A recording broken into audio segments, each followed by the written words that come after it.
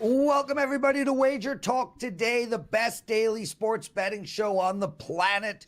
And we've got a great lineup for you. Jesse Schule joining us on an absolute tear right now. Perfect 11-0 in his 5% plays. We'll talk about that a little bit later. He's going to look at the Austria-Turkey game in the Euro 2024. It goes today. Should be a doozy. He's also got a Canadian football bet on the Toronto Argonauts and Saskatchewan Roughriders game. Steve Merril joining us after that. 2 baseball bets. Phillies at the Cubs, Orioles at the Mariners. And we're going to end the show with Art DiCesare. But before we get anywhere, Teddy covers. You're on a 7-0 run currently right now, seeing it well. What do you have for us in your big game breakdown? We're talking MLB and big game breakdown today. We'll talk about the Rockies and the Brewers. Not the biggest game, nonetheless. It is still a big game. So we'll break that down. Cashed one yesterday, I believe, with Houston Astros. See if we can do it again today. Lawrence? Well, I hope all of you Canadians listening had a wonderful weekend. It was Canada Day yesterday, a 3-day weekend in the books. America's got theirs coming up. Jesse Schule joining us. Jesse, welcome to the show, my friend. How are you? Doing great, Prez. Thanks for having me again. Well, listen, they forced me, Jesse. I voted no. But I was outvoted by every other person. It was almost unanimous, brother. Well, I'd like to thank the rest of the staff for the support. Yeah, exactly. So we'll get into your amazing run after, but let's talk about Austria-Turkey. And I think this is a 3 p.m. Eastern game. Yes, it is. And well, Austria are really the dark horse right now, but this is a team that could get to the next round. They recently played Turkey. They beat them 6-1 and really had their way up and down the field with this team. I don't think we're going to see a 6-1 game again. But is Austria the bet here? Yeah, Prez, I like Austria in this match. Not just in this match. I like Austria as a dark horse to win the tournament, currently priced at 18-1. Wow. If you ask me who's going to win, I'd say Germany. But if you ask me where's the value, I'd say Austria. And, a little bit of home field advantage for both those clubs. Not too far from Austria either. So they should have plenty of fans in the stadium. Not only did Austria survive the group stages, they finished first in what you'd call the group of death, ahead of France and Netherlands. They did lose 1-0 to France, and that was a closer game than some might think. It was actually an own goal that ended up being the difference in that game. And one of the reasons why I like Austria is the coach, Ralf Rangnick. Of course, a lot of people will be familiar with his tenure at Manchester United a few years back. He did not do well there, came in with high expectations, ended up getting sacked because he had a feud with Cristiano Ronaldo. But he's really turned around the Austrian national team.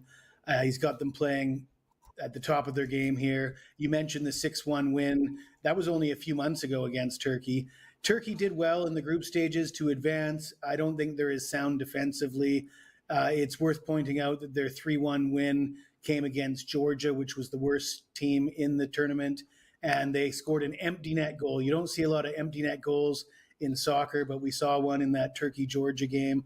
So I think Turkey's going to struggle to hang with Austria here. So I'll take Austria minus the 105, and I'll sprinkle a little bit on Austria to win the tournament at 18-1.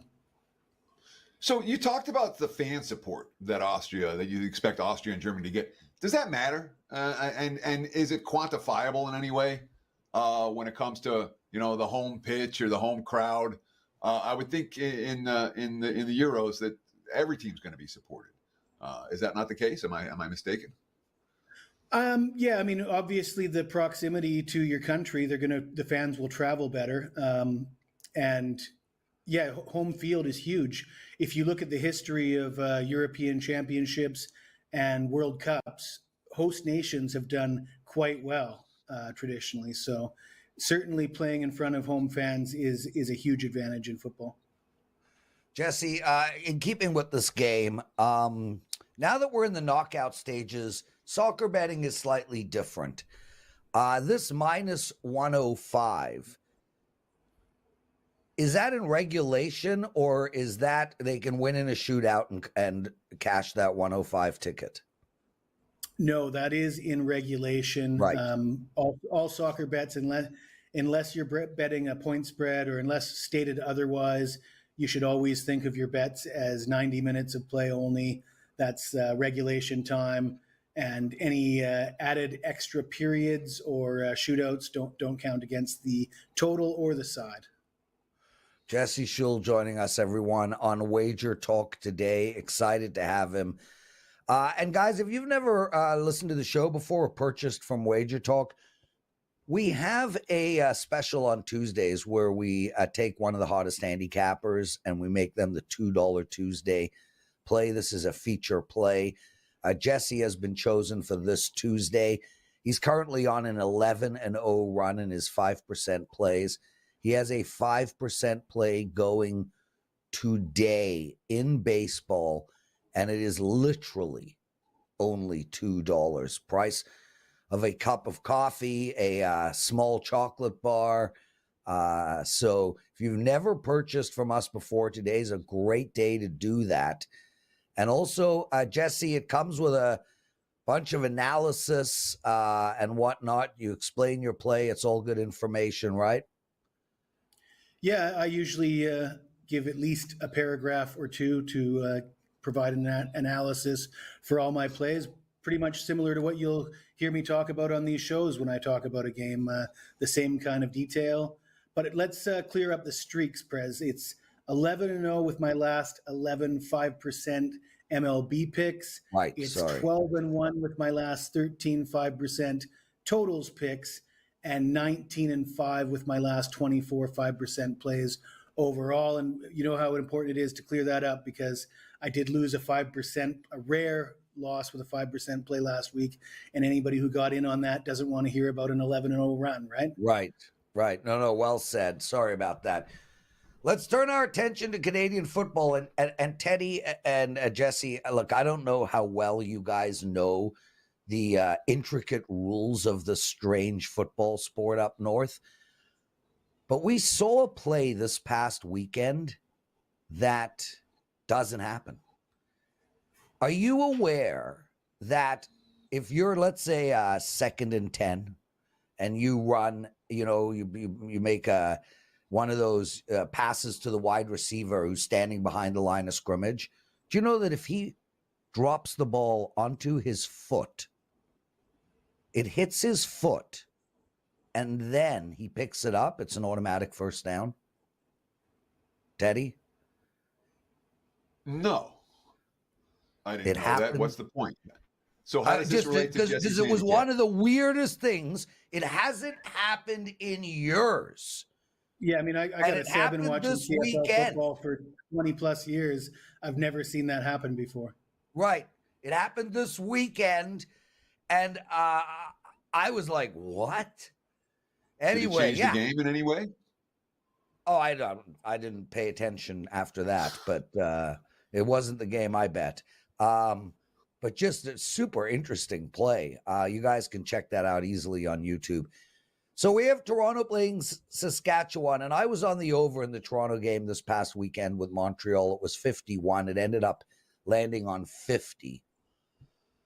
Now we have 48. And one thing we saw was Toronto really struggled to move the ball against Montreal. Saskatchewan does not have that type of defense.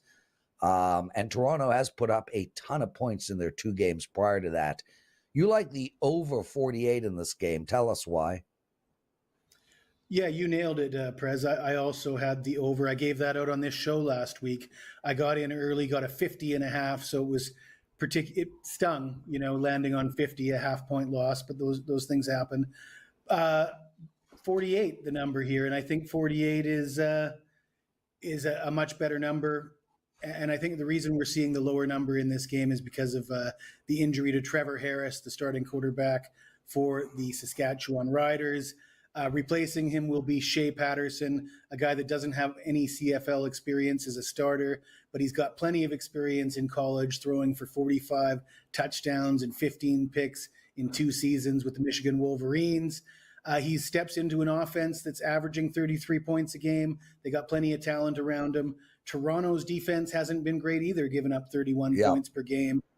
And you mentioned Cameron Dukes and Toronto's offense struggling. That was against a Montreal team that is the defending champs, and their defense is pretty stellar so far this season. Saskatchewan is a different monster. I expect to see at least 48 points here in this game in Saskatchewan on Thursday.